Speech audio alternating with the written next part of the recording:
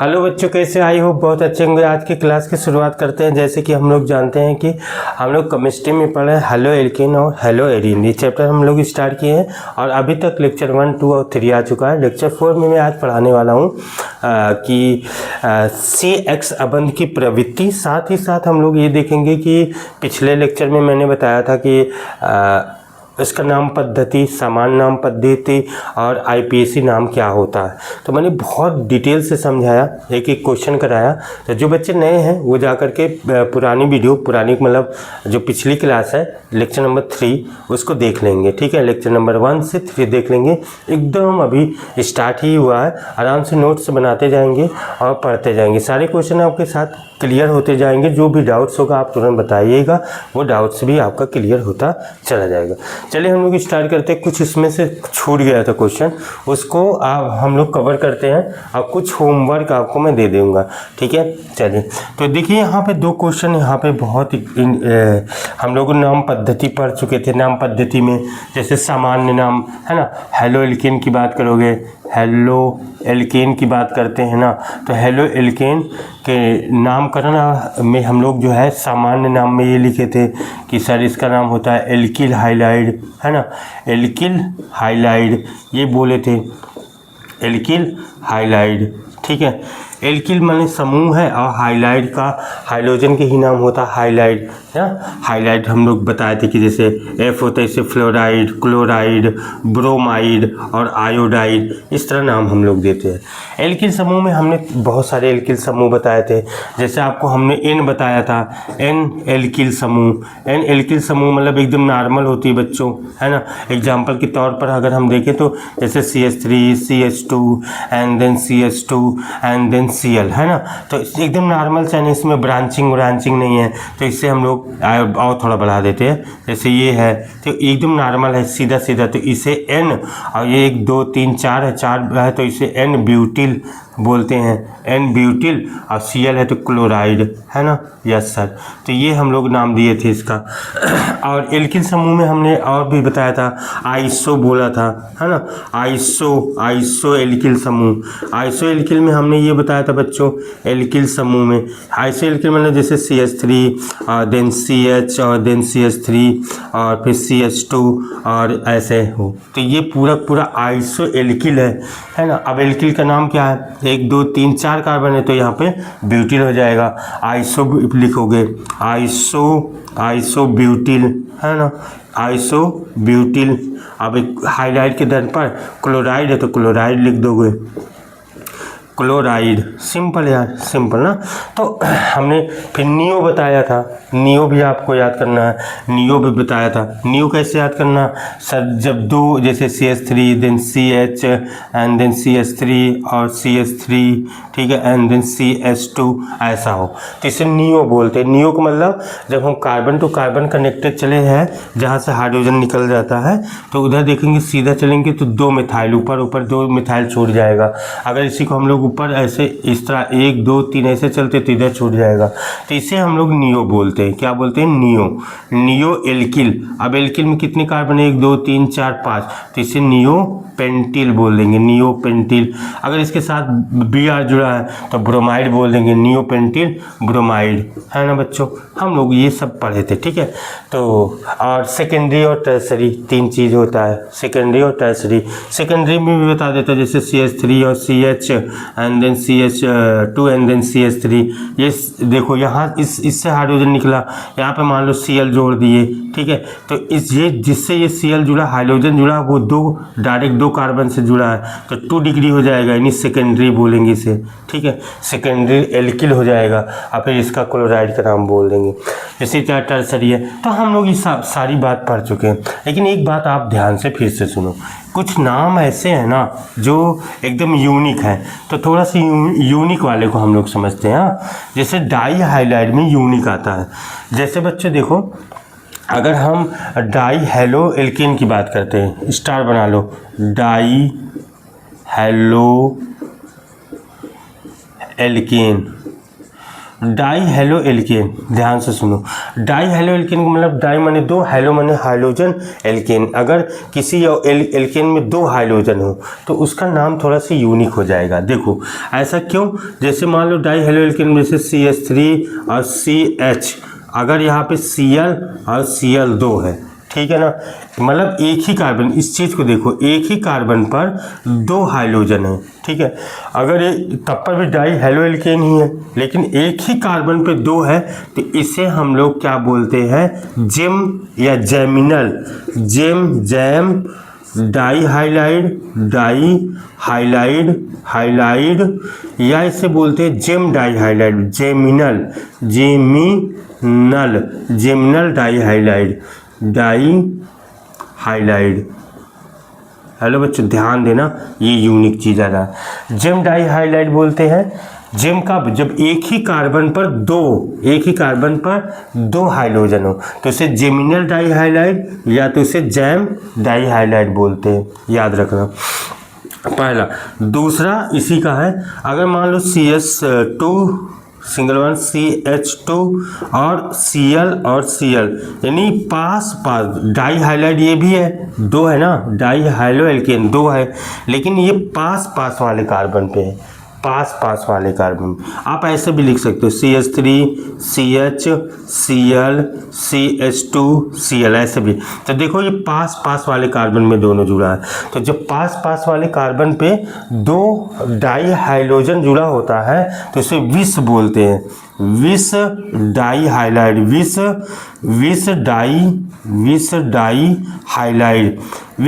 Halide, या तो इसे हम लोग एक नाम देते हैं विसनल डाई हाइलाइड, याद रहेगा ना, ये यूनिक नाम है, ठीक है।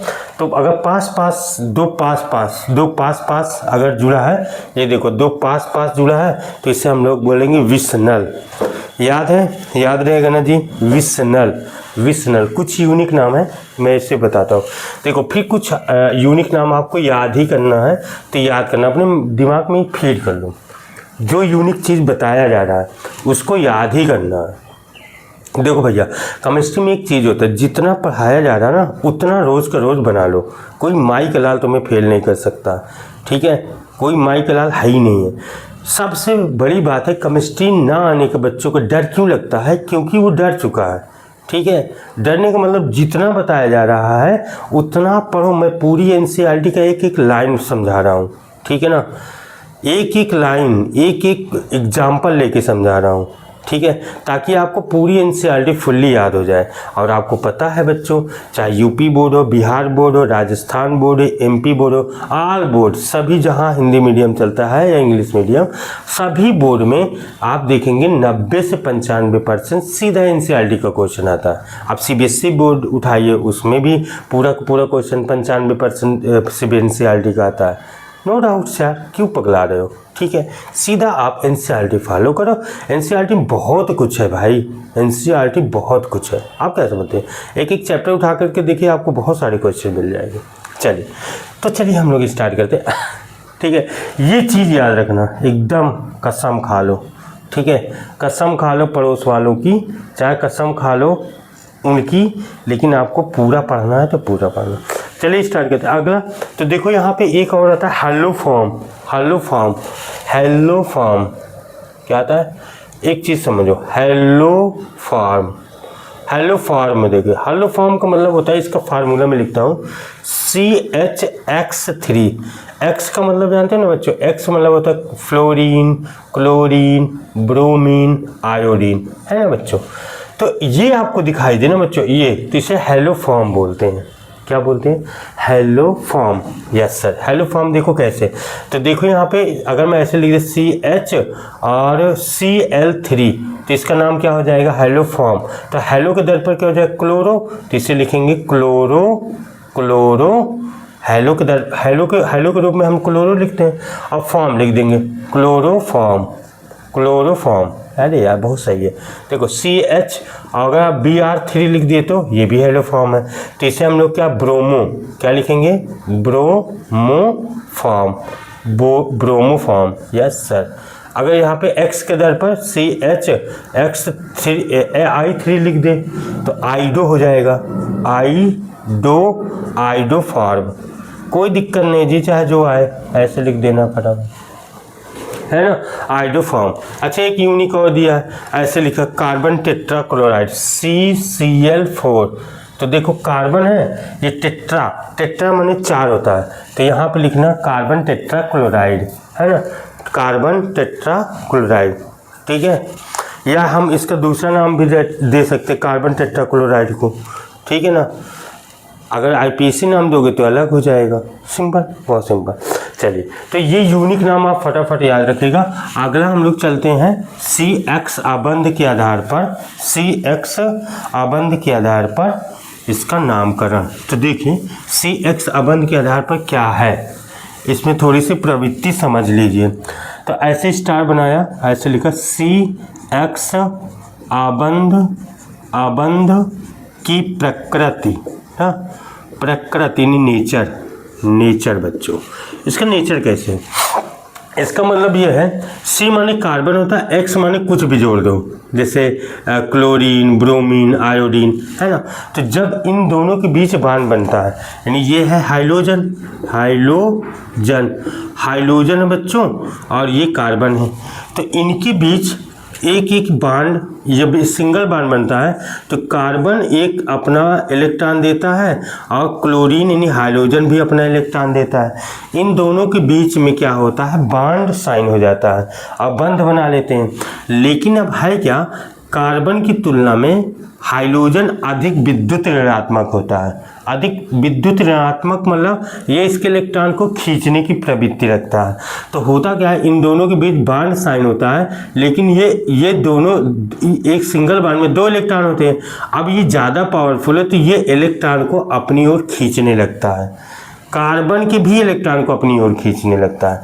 तो इस कारण से यहाँ पर आंशिक निगेटिव आ जाता है, पार्शल निगेटिव जो खींच रहा है, जिसे हम लोग बोलते हैं आंशिक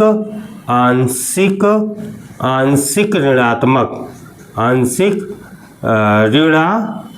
ऋणात्मक, ठीक है, आंशिक ऋणात्मक आ जाता है। और जहाँ से खींच रहा है, इस कार्बन से खींच रहा है, तो यहाँ पे पार्शल पॉजिटिव आ जाता है, यहाँ पे आंशिक धनात्मक आ जाता है, आंशिक धनात्मक, हाँ बच्चों, आंशिक धनात्मक आ जाता है, पॉजिटिव आ जाता है। मतलब अगर ये, इसका मतलब ये है कि ये बांड कभी टूटेगा ना तो यही जो है Cl माइनस के रूप में जाएगा और यहाँ पे कार्बन पे प्लस आ जाएगा। मतलब ये खींच करके निकल जाएगा, क्योंकि हाइड्रोजन अधिक विद्युत ऋणात्मक वाला होता है, खींच लेता है। ठीक है, चलिए ठीक है, एकदम सही, समझ रहे हैं ना। अब देखो, अगर हम कहते हैं कि जो X बराबर होता है fluorine, chlorine, bromine and iodine, ये सब होता है। अगर हम कहते हैं कार्बन XF, इनके बीच की लेंथ, बांड लेंथ की बात करें, और फिर Cl, देखो मैं यहाँ समझाते चलता हूँ, यहाँ लिखता हूँ, कार्बन और F, कार्बन और Cl, कार्बन और Br और कार्बन और I, इसकी बात करते हैं तो कार्बन बच्चों एक छोटा सा है, लेकिन इन दोनों के बीच में जब बांड लेंथ बना तो फ्लोरीन इससे कुछ बड़ा होता है। ठीक है, फिर ये यहाँ देखो, ये इतना ही है, कार्बन और क्लोरीन और बड़ा हो गया। फिर देखो कार्बन उतना ही है, लेकिन अगर ब्रोमीन के कहोगे तो और साइज बड़ा हो जाएगा। ठीक है, तो अगर कार्बन की बात करोगे छोटा ही है, और फिर इसके बाद आयोडीन और बड़ा हो जाएगा। तो फ्लोरीन से आयोडीन की तरफ चलने पे इसकी बांड लेंथ, ये जो लेंथ है, ये इसकी साइज बढ़ती चली जाती है ना, ये बड़ा होता चला जाएगा, इसकी बांड लेंथ की साइज बढ़ जाएगा। मतलब F की सबसे कम आबंध लेंथ होती है, आबंध लंबाई कम होती है, और CFI के अधिक होती है, अधिक आबंध यानी बॉन्ड लेंथ, आबंध लंबाई होती है। ठीक है, ऐसे समझिएगा। ओके, अच्छा दूसरा एक बात समझिएगा, अगर आबंध इंथैल्पी की बात करोगे, इंथैल्पी माने उनकी ऊर्जा लगा के तोड़ने की बात करोगे, तो जहाँ पर आबंध एंथैल्पी, एंथैल्पी इसकी बात करोगे तो कार्बन और F की सबसे अधिक होगी। अधिक होगी क्यों अधिक होगी? क्योंकि बच्चों देखो इसकी बॉन्ड लेंथ सबसे कम है, तो यहाँ पे जो एनर्जी लगाया जाएगा ज़्यादा एनर्जी लगेगी, तभी ये बॉन्ड टूट पाएगा, क्योंकि बहुत पास पास है ना। हाँ सही है। तो आबंद इंथैल्पी इनकी ज़्यादा होगी।